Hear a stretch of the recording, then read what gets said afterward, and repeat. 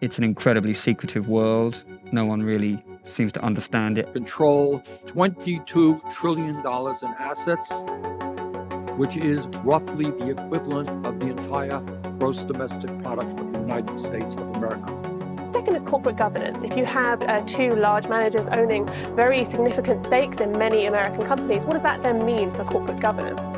And we're in the middle, taking a huge slice.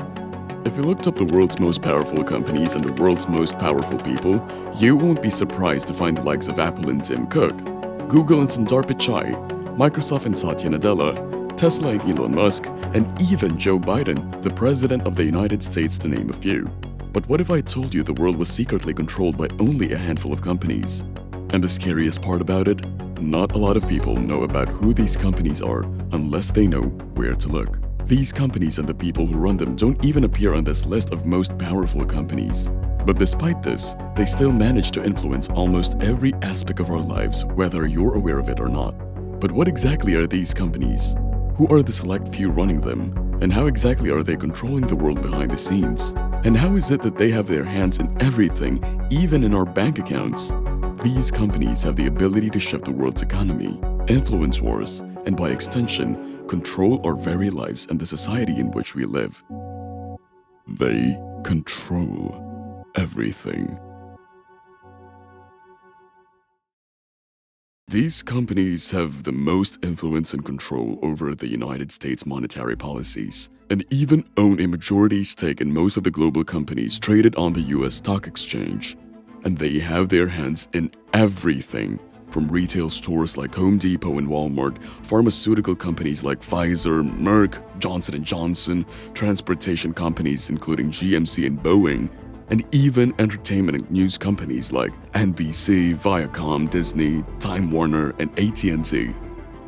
They also influence our banking system as they are responsible for and influence the largest decisions being made in banking institutions, like Citigroup, Bank of America, JP Morgan, and Goldman Sachs.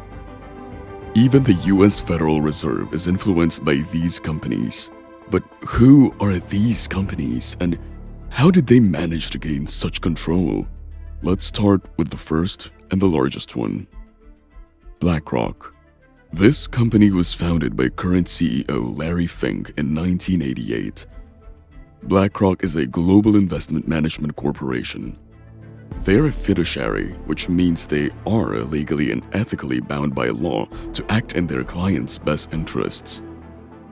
Mutual funds remain to be one of their main operations, which are collections of assets that invest in various financial instruments, including bonds, real estate, stocks, and more.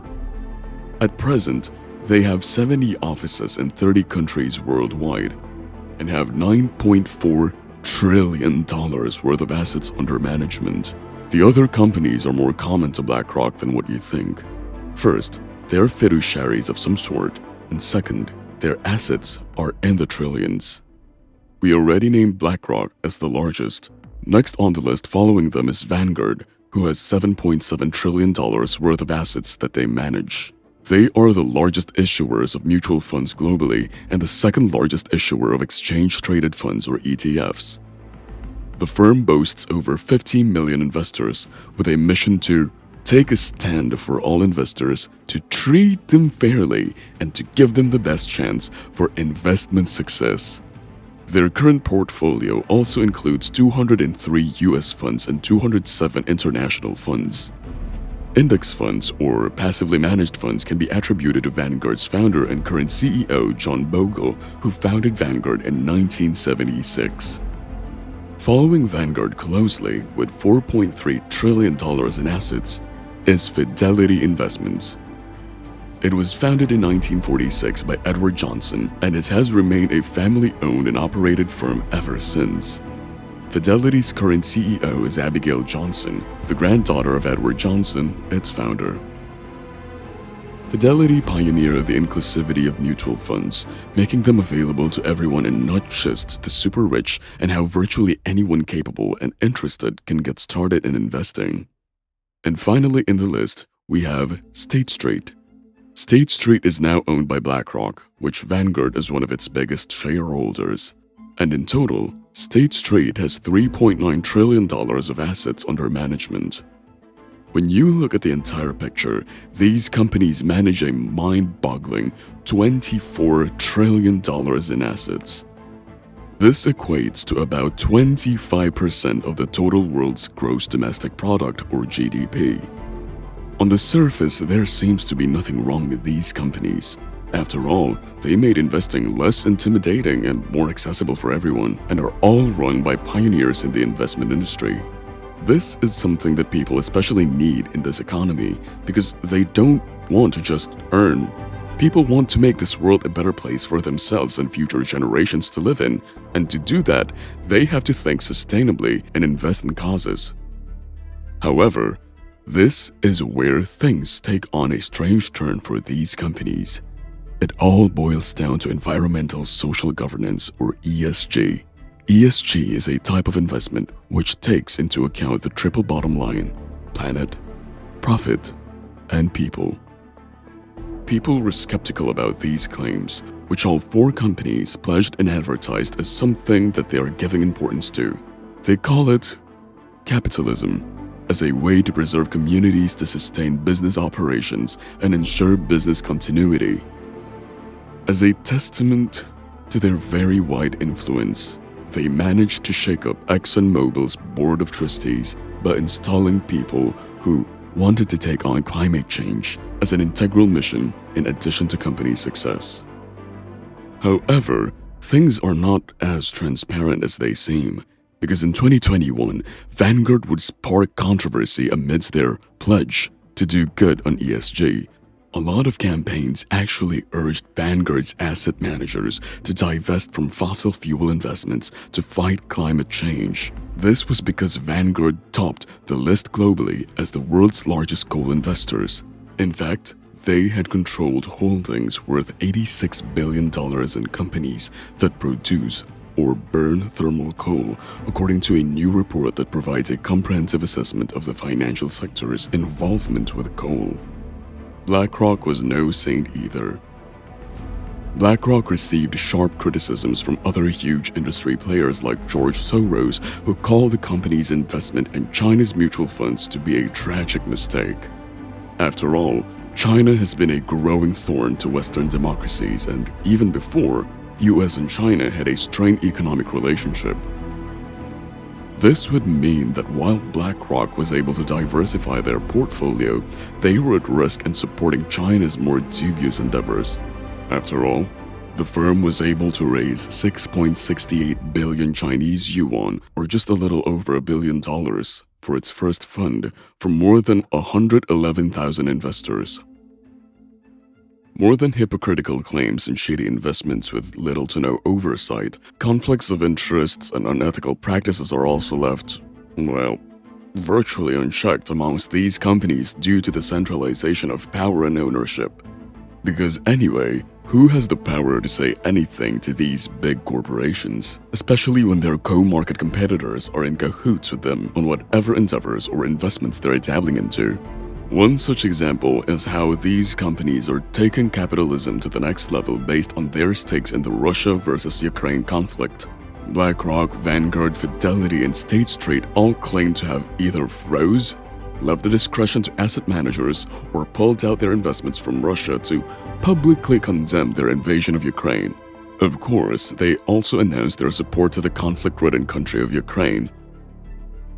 So while they are not openly supporting Russia, they continue to make money by investing in Ukraine. However, when you look deeper into this, you'll see that it was all their diverse investments in Russia that made it possible for Putin to invade Ukraine in the first place. After all, money influences and funds wars. Another notable example was how the people behind Fidelity owned two competing investment firms. While this would mean that there would be a limited risk for Fidelity, this horizontal integration meant that one side of investors were losing out, while whole privy to investing in their private firm were winning at the expense of public investors. Simply put, the competition wasn't really competition at all.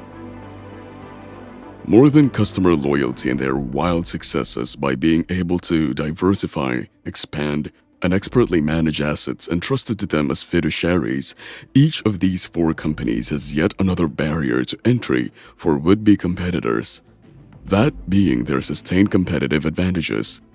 In BlackRock's case, this is Aladdin, or Asset, Liability, Debt, and Derivative Investment Network. This advanced trading algorithm created by BlackRock has been shaping BlackRock's global markets for decades. As an algorithm, Aladdin greatly reduces the cost to manage assets while increasing the chance of returns. This allows BlackRock to have a uniformized system, as well as allowing them to easily diversify their portfolio with relatively lower risk.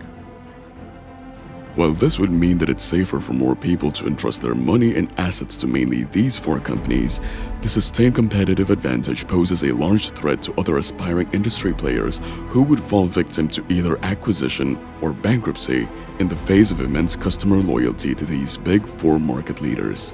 And this is beyond concerning, because the more influence and power these 4 companies are able to concentrate and wield, the more helpless a larger number of people would be in the event that they decide to pursue darker and more controversial investments. In today's world, power, influence, and financial dominance are centralized within a select few entities. BlackRock, Vanguard, Fidelity Investments, and State Street control trillions in assets, wielding the kind of power that can shift economies and influence global events. While these institutions offer financial products and opportunities, concerns arise regarding their transparency, potential conflicts of interest, and the centralization of so much power. The implications of their vast influence stretch from global wars like the Russia-Ukraine conflict to environmental impacts, the very institutions that we interact in our daily lives. How do you feel about few companies wielding so much influence on global affairs? Do you think more regulations are needed to ensure transparency in their operations? What are your thoughts on the merging of economic power and ethical responsibilities in today's financial institutions? If this video has piqued your curiosity, don't hesitate to like, share, and subscribe to stay tuned for more captivating business narratives. Thank you for watching, thank you for subscribing, and we'll see you in the next video.